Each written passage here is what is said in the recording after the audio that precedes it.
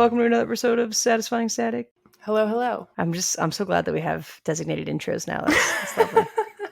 Housekeeping on my end of this week is going to be pretty brief. I only really have one update. Olivia and I went and saw Barbie. Oh, yeah. And you put it firmly in the okay camp, which I was kind of expecting. I don't know. I just didn't feel like that was going to be your movie. But I would love to hear Liv's take. It was funny. Okay. Campy in the way that they stayed very on brand. Like and it was all based in Barbie reality. They didn't use any Barbies that were made up, which was cool. That's cool. Yeah, it was like a magic earring Ken. Didn't see that coming, but there is in fact a magic earring Ken. Oh yeah, from the 80s. Yeah, we love magic earring Hysterical. Ken. Mm-hmm. Yeah, he was definitely gay. There's no way he wasn't. Right. And they pointed out the pregnant friend Midge that they had discontinued. Mm-hmm. That's pointed to a bunch of times, which is funny. Oh, cute. They made a lot of jokes referencing the fact that they don't have genitalia, which I thought was funny. That's funny. Margot Robbie was probably the best casting ever. She was a great Barbie. She was excellent. She was lovely. You couldn't have picked somebody better for that role. Love it. I am still firmly in the mid camp on Ryan Gosling. He did a great job. Don't get me wrong. He just didn't feel like the Ken I wanted him to be. Yeah. Yeah. And I don't know why. He just didn't. I feel that. I haven't seen the movie yet, in full disclosure, but I have been excited for the movie to come out and obviously have seen the marketing materials for it and whatnot. And the second that I saw them together, the second I saw him as Ken, I was like, this was not the move. And it doesn't feel badly in the movie. Like, you're not like, oh, this guy is totally unbelievable. Like, he committed to the bit. He committed to really being Ken. He really did. Well, he's a good actor. I figured he would. Right. And there's some some soft singing in the mix, and I'm like, oh yeah, that's right. Ryan Gosling can actually sing. So that's not bad. Okay. Yeah, did he sing in La La Land? I never saw La La Land. I didn't either, but I think there was some singing on his part in La La Land, yeah. But I'm not sure about that. But who knows? And you could tell there's some choreo moments. You can tell that Ryan is a dancer. Like, you can tell that he's much cleaner than everybody else. And I'm like, yeah, that's right, because you dance. So obviously. And when I go through these things in my mind, I'm like, all right, who's an actor with a super square jaw who can sing, dance, and is comfortable crying on screen, doing very feminine things on screen? I don't know. I came to the conclusion that maybe one of the Hemsworth brothers would have been good at it as well. I guess, yeah, maybe I could see that. Chris Hemsworth could probably pull off a Ken. He's got very Ken doll vibes just in general. Yeah. And he's also played kind of I don't want to say dumb, but that kind of empty-headed character. So I could totally see that. But yeah, I don't know. I think, and this is gonna sound ageist of me. But I think that Chris Hemsworth would be the same issue for me that it was with Ryan Gosling. I just felt like he was too old to play Ken. Oh, interesting. Okay. I don't know what it was. As soon as I saw him, I was like, no, you look like my dad trying to be Ken. This was the wrong move. And I think that's just what it's been for me, is just I felt like Ryan Gosling could have done it 10 years ago, but now I don't know. His face just doesn't transcend age enough. Yeah. And not to say he doesn't look good, but Ken is a plastic 20-year-old. You know what I mean? Right. I just felt like that wasn't the right move for casting, but I'm sure he did a wonderful job and I'm sure I'll love it. I just visually seeing him, I was like, why did you do that? Yeah, he did a great job. I think maybe, but do you sell as many tickets if you have an up and comer? Probably not. Probably not. And so it was probably partially a financial decision. I mean, I'm sure it was the right move for the movie. But yeah, personally, just when I saw him, I just felt like that was kind of they skewed a little older for what Ken is immortalized as. They're both in their mid-20s or something, and they're plastic, so they definitely don't age. Yeah, I saw the preview for The Ballad of Songbird and Snakes, which is the Hunger Games prequel, where they go into the life of President Snow before he was President Snow. Oh, interesting. I didn't know that was happening. That was a good preview. So I read the book. You're hard to impress. Yeah, well, even though you know what's going to happen, you still get mad at it. By the end of that book, I was furious. I wanted to burn the whole book down. I was so mad. God. Okay. And I can just tell that the movie's going to go the same way, which obviously it has to. It follows the same story. Right. But like, just from the previews, I'm like, this arena is much smaller than it is in the book. And I'm like, I don't know that I like how they're going to do I don't know. I don't know. I don't know. I'm going to hold my judgment until after I see it. Well, did you like the Hunger Games movies, and did you read those books first? I read the book second. Okay, I did, which is almost more helpful. Yeah, because you could visualize the characters a lot better. Like, I felt like their castings were really good. Like, they had a really good casting. Well, yeah, because in your head, it was probably the cast that was playing out the story. Well, yeah, but even if I go through, like, objectively, I'm like, no, I think that these all make a ton of sense. Like, Finnick Odair's casting was excellent. Like, you can't, I couldn't have made that better if I tried. So, I don't know. We'll see. I'm just like, I'm not excited about it. I don't know. I'm like, this is going to be a chore to watch. But I feel like I owe it to myself to watch it. Yeah, I feel like if you read the book first, the movie, it may still be amazing. Yeah, but it's never going to live up to what was in your head because, yeah, that was the reality that you were living in, and no one can recreate that. No matter how, unless you're doing it, no one can recreate that.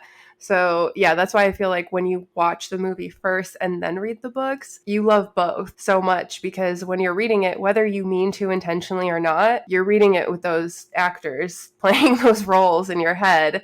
So, yeah, the casting, and I agree, the casting was great, but the casting fits better. The scenery is easier for you to imagine. Like, it's just, it's just a different experience. So I feel like you'll probably hate the movie considering you're already having issues with the trailer, but who knows? Fingers crossed you don't. I also don't know how I feel about Hugh Grant playing the Oompa Loompa in the new Wonka movie. Oh, I don't love that, but I bet he's going to be great in it.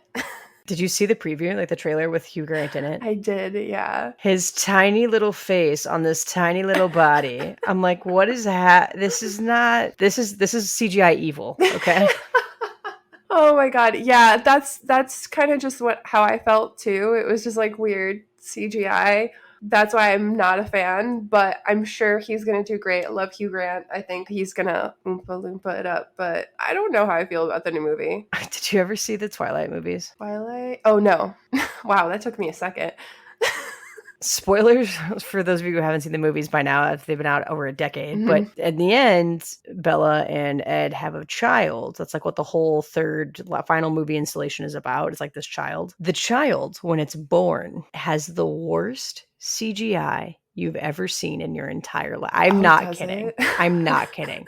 This baby, fresh out of the womb, literally just delivered, has a whole face with all those facial features and lifts its hand up and like touches a face. And I've since seen videos on TikTok from the like animator studio who was responsible for this hellish looking baby. And they're like, here's the deal. They originally wanted an animatronic one. So we made it. And guess what? Everybody hated it. It was creepy. Nobody liked it.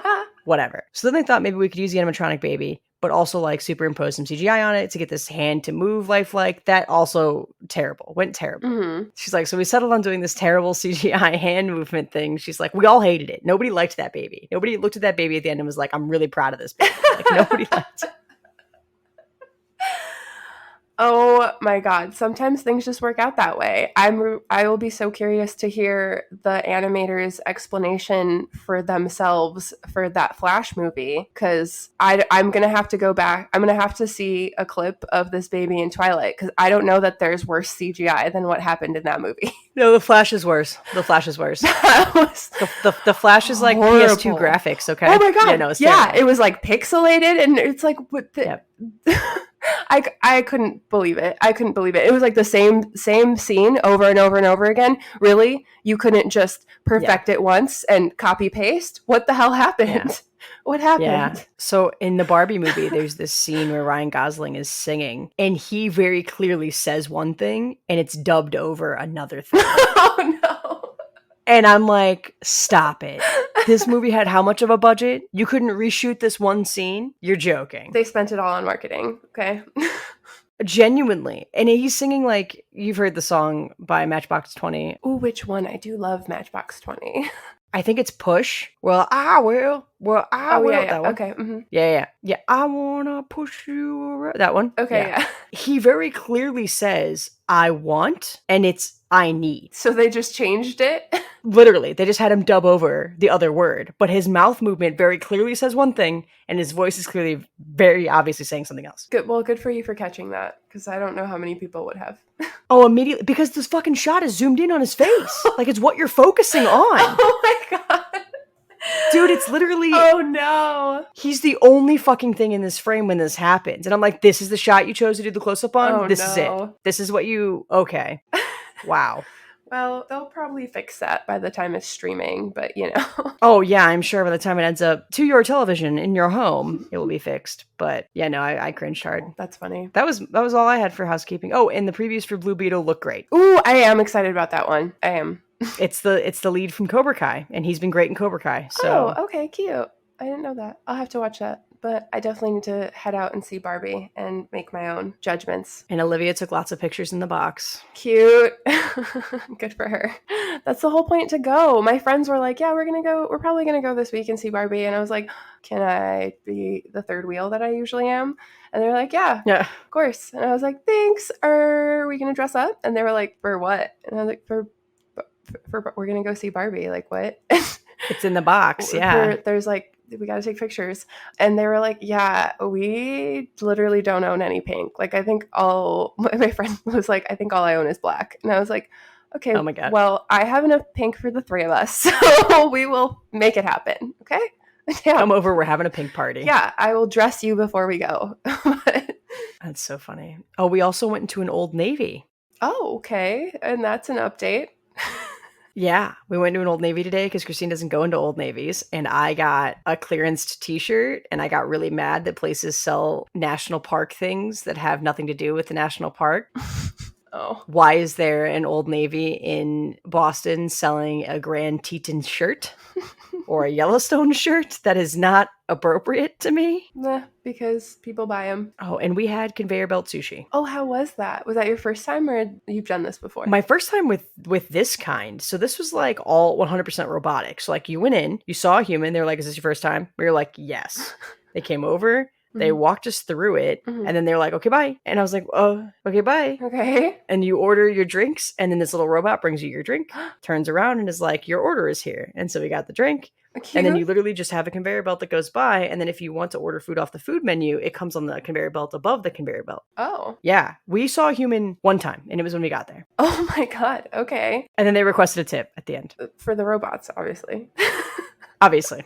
And obviously I tipped because the robots deserve equity as well. Don't tell them that. They're going to start demanding money. Yeah, right. Yeah, we can't do that. But it was awesome. They didn't have a lot of veggie options out today, so Olivia was like having to order off the menu, but I was like, ooh, snow crab. Ooh, salmon. I was like, at one point I was like, ooh, New York style cheesecake. Why not? So is it just like a flat price, or do you pay per like thing you pull off the conveyor belt? Like, how do they know? So you pay per plate, and the way you do it is there's a plate chute at your table. So you finish the plate and then you put it in the plate chute and it counts your plates. After 5, you get an animation on your little screen. After 10, you get another little animation on your screen. After 15, you get a little prize ball that comes down, and it's from We Bare Bears, which is a Cartoon Network animated show about a polar bear, a panda bear, and a brown bear being best friends. Okay. And it's awesome. We didn't eat enough to get the prize because I ate so fast and so many, but each plate is $3.90. Oh, okay. It ended up being like $60 for 10 plates. Damn. Okay, that's a good deal. I feel like between the two of you. Yeah, 11 plates and 2 drinks. Yeah, I mean, and you guys probably had like full meals, appetizers, and dessert, and 2 drinks. So like I'd say that's pretty fair price. But that sounds fun. How would you rate that experience now that you did it without like having only seen a person one time? Like, do you feel like you were missing a server? Do you feel like anything was weird? Nope. It was so lovely to have them not bother us every 10 minutes. It's actually kind of nice. Okay, see, I was wondering that because I feel like some people like are like, no, I'm at a restaurant, I want to be served, and I feel like for other people, like having that experience is nice sometimes, especially if you're in a hurry or something and you don't want to wait to like pay or be brought the check or whatever. This is a very at your pace kind of experience. No, I would totally go back. Cool. Okay. Yeah, we actually had closer to 13 plates because Olivia's thing couldn't be sent back in the plate counter, and then she got mochi ice cream, which also couldn't be sent back into the plate counter. Ooh. And that, I think, would put us at 13 or 14. You were so close to the prize. Dude, You have no idea. I was like, Olivia, she's like, no, we have to save room for popcorn, sweetie. We're going to the movies. I'm like, come on. Let's just, I can have 3 more of those crab leg ones right there. Yeah. She was like, it's like stop. 2 more rolls. You guys were there. I know. I was mad about it. Next time. But yeah, now that we've done 18 minutes of housekeeping on here. No, talking about movies. I don't have a lot of housekeeping, thankfully. The stray has found a home. He has been rehomed. So Murray is much happier. Did he end up with neighbor's boyfriend? No, they were like being super wishy-washy about it. I actually ended up finding someone on Nextdoor, someone to take care of him, and thankfully I did, because apparently he's got a respiratory infection and had like an eye infection and stuff. So he just needed to be taken off the streets. Like, he needed to be taken care of. I did not have the capacity to do that. So Murray's much happier, and we're getting back into a routine, and he's now back to screaming at me at like 3 a.m. So we love that. Why can't he just go outside? Isn't that why he screams? He does go outside. No, he screams because like he's bored, or his treats are empty, or he just needs pets. Oh my God. So now that he's not being occupied by the stray that was coming around, he's torturing me again. So we need to find new ways to entertain Murray. I don't know what those are. If anyone has any suggestions, please send them my way. Because I'm all ears. We got Harry with 2 toys. One was the laser thing that you just like set in the middle of the floor and you turn it on and they can like smack the thing that causes the laser. Oh, that's a good idea. I didn't see. Okay. She liked that. And then she sometimes plays with this tower of balls we got, where like the balls are self-contained, so they just bat them around this like thing. So I have a thing like that, and he gives 2 shits about the balls. He doesn't care. He's very hard to keep entertained, but I will try the laser pointer thing. He does like laser pointers. That seems like a good option. I'll do that, because this morning I was woken up at like 1 a.m. with him like standing on me screaming. For what? I don't know. He had food. He has water. He has an exit door. Olivia kindly reminded me that Harriet hardly ever plays with the ball thing. And she'll do it in the middle of the night. Like, I'll hear like a foo, foo, foo. And it's like her like hitting it like 2 or 3 times. And then she'll walk away. And I'm like, all right, well, we tried. Okay, fair. Yeah, no, Murray doesn't really give a crap about the balls or any of the other toys. So laser pointer that works on its own might be my best option. I've also thought about tying a laser pointer to a string and then tying that to the fan. The only tricky part about that is cats get more aggressive if they can't eventually capture their prey. So if they're hunting the laser and they don't ever actually physically feel like they've caught it, they will just become super aggro. So you have to give them something to actually hit. Oh, so like okay. That's why they tell you if you hold a laser pointer at the end, you're supposed to like throw it towards them so that they can actually catch something and feel like they've actually completed the task. That's really good to know, because we don't need Murray getting more aggressive. Correct. That's why I'm telling you this. So fair enough. But all right, we'll need to try some new ways to keep him entertained that don't involve torturing strays. So that's fun. I'm glad the kitten got rehomed. I'm glad he's doing well. Do we know his new name? Atlas. Oh, that's cute. He's a little traveler. I know. Yeah, it is cute. It's cute. I think it was good. They seem like really good people. And they're super excited. So very happy about that. But yeah, other than that, not a whole bunch of updates. I tried for the first time one of those hair eraser things that, I think Olivia actually was like, they do work. And I was like, okay, I got to get one. Update. They do work. Work great on my legs. Caution, don't use them on sensitive areas. She's motioning to her. I feel like it should be noted. She's motioning to her armpits. Okay. I like cheese grated my armpits. Like they are so raw and red on the sides. I couldn't even finish shaving them because they were so raw. I got too excited. It worked great on my legs, and I was like, well, I mean, like, let's see a little bit. How bad could it be? So I did a little bit, and then it was working, and then I kept going. And yeah, they were like bleeding. It was rough yesterday. So they were bleeding? Oh my God. Mm-hmm. Yeah, it was bad. So don't use those on sensitive areas. I like literally all I put on my armpits yesterday was Neosporin. Oh my God. So I'm sorry, what are these hair eraser things? Okay, so it's like kind of like a brush head, but where the brush bristles would be is just like flat and kind of like metallic-y, and it's just a bunch of tiny, tiny, tiny little holes, and you rub it against your hair, and like I thought it was like the friction that removes the hair, but it seems to be a micro cheese grater. I was gonna say, I bet it's little microblades.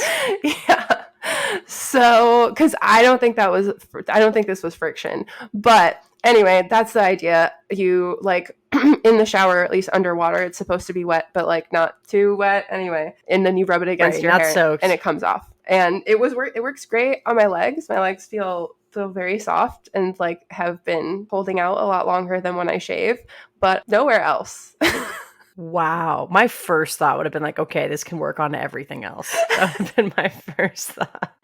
That was literally, well, okay, so I did that, and then I did a little patch on my arms, and it takes a while. It takes a lot longer than shaving, so, and my skin wasn't like getting irritated or anything, so I was like, I don't know, this seems to be going pretty well. Like, my legs are so smooth. This is so nice. So I was like, let me just try a little patch or whatever. First of all, your armpits are the most awkward area to shave ever. There's just too many angles and bumps and things. And so like already the angles were terrible, and it like kind of started to work, but to actually get it to work, I really needed to like get in there. And yeah, that was a lesson learned. I would never do that. And then I thank God it was armpits and nowhere else. Yeah, no, genuinely. Honestly.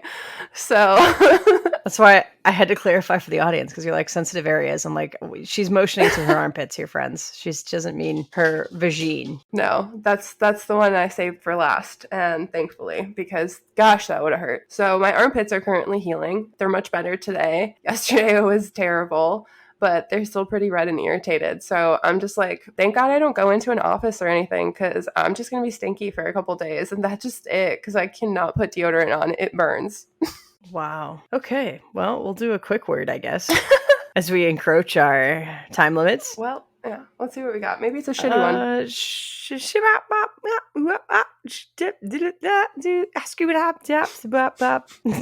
Olivia just gave me the dirtiest look. Woo.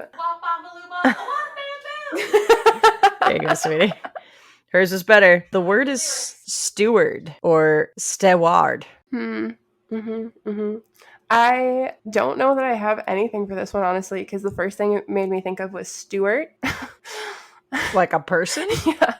Which was like the name of like my first boss at my first like big girl job. So he was an awkward man. That is such a name for a boss to have. No, he was such an awkward, like shy little Jewish man. Like he was like the Zuckerberg of online DIY publishing. Like, see, that's what I mean though. I don't mean like boss like cool. I mean like literal, the CEO guy. His name would definitely be Stewart. Yeah. Okay, right. Yeah. Or Richard. Right. Bradley. Sure. Not Brad. Bradley. Sure. Yeah. And I did work under someone who's was Brad. Yeah. Yeah. So yep. Seems right. You named a few bosses, but yeah, that was really the only thing, because steward is, I guess, makes me think of like ships and airplanes, because that's where we get like stewardess from, right? Yeah. Okay. Yep. That's immediately that's immediately where my brain went, was stewardess. And I want to say, because Below Deck is like one of my favorite guilty pleasure television shows. I did not know that. Did I know that?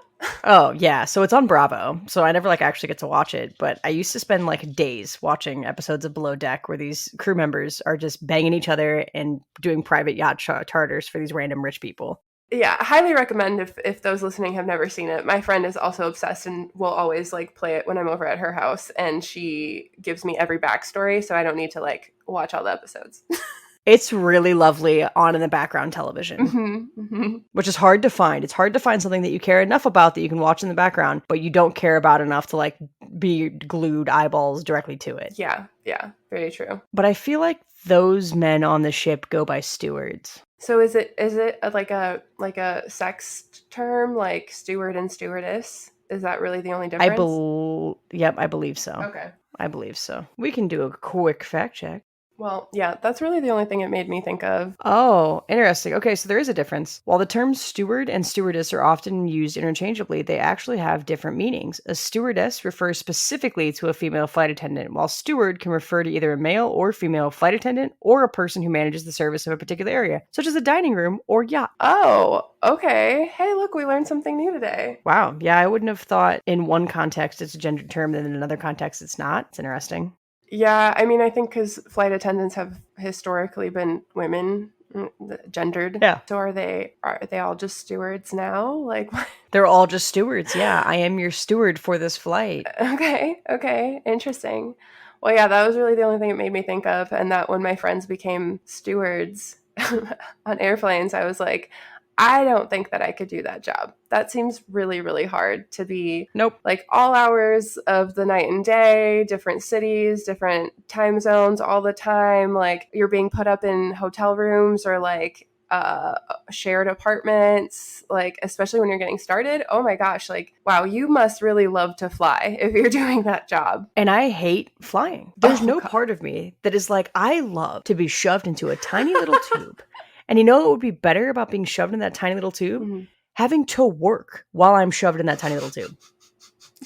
Right. I would hate that. Right. And people are like, oh, you get to travel. I'm like, yeah, that's great. If your schedule allows for you to have a block of time off at your destination. Right. But if you're rocking the Hawaii to Boston flight route or whatever, and you only have a 1 day turnaround, congratulations. You just saw the jungle from your bedroom because you don't have time to go actually visit it. Right. And you're exhausted and you still have to take care of you, like, and then make you time and go to the gym and like do your stuff. And yeah, a lot of times, like legally, they're only required to give them like a super small window in between those flights. Sometimes it's like, yep. I don't know. I mean, I know obviously like I've had friends who've been doing it for a really long time now and like they love it. But I just think that's one of those things like you got to love the job because yeah, like you're saying, you're shoved into that tube for up to 9 hours sometimes with a bunch of annoying people with annoying requests and crying babies. And since COVID, they've all become times about 6 on the entitlement scale. Oh my God. So you better do whatever they want. You better do it the damnedest, fastest, bestest, the way that you ever could. Oh my God. I know. Yeah. So I could never do the job. Bless all the stewards out there. For real. It's a no from me, dog. So I try to be as nice as possible because that job just seems hard. I don't know. Working with people is just hard, period. It really is. The other thing steward reminds me of is like biblical stories. I believe like some of the older biblical stories were like they use steward and shepherd a lot. Okay. To talk about guiding things and servicing people. That makes sense. I think that I follow that line of thought. The phrase steward to the homeless in some version of a religious aspect, it rings a bell. Okay. Yeah. That sounds like an old-timey word that would have been used a lot. I feel like sure. Totally. Yeah. Makes sense. Right up there with thou, thou'lt. Yeah, exactly. Shall. Yeah. All those ones we know what they mean, but we like don't touch them. Right. Well, it's a good thing that this word sucked. Yeah. Worked out great. Worked out great. So thank you for listening to our lives. Yeah. Thank you for coming for the housekeeping. Yeah, pretty much. Do you remember that soap opera that was like, and these are dun the days of our lives. Yeah, is that soap opera still on? Yeah. Oh, absolutely. I guarantee it is. I'm is. pretty sure is Days of Our Lives still on. Where would it be on? I don't even know how people watch TV these days. Oh boy. Days of Our Lives still running. Oh my God. Has been airing daily for 56 years. 56 years? Oh wow, but last year, 2022, Days of Our Lives ending 57-year run on NBC. Oh wow.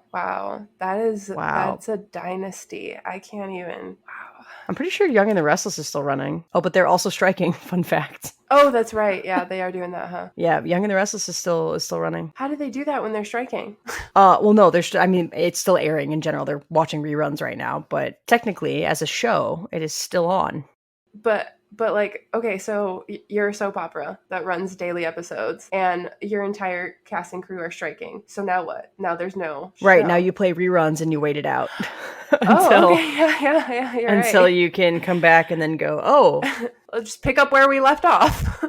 Yeah, on today's episode, a daily soap opera, that is so many episodes. Those plot lines are so long, so drawn out. But that's like kind of what Love Island is. It's like a reality soap opera. The UK version is a new episode every day. Yeah, Liv, what was that show you watched?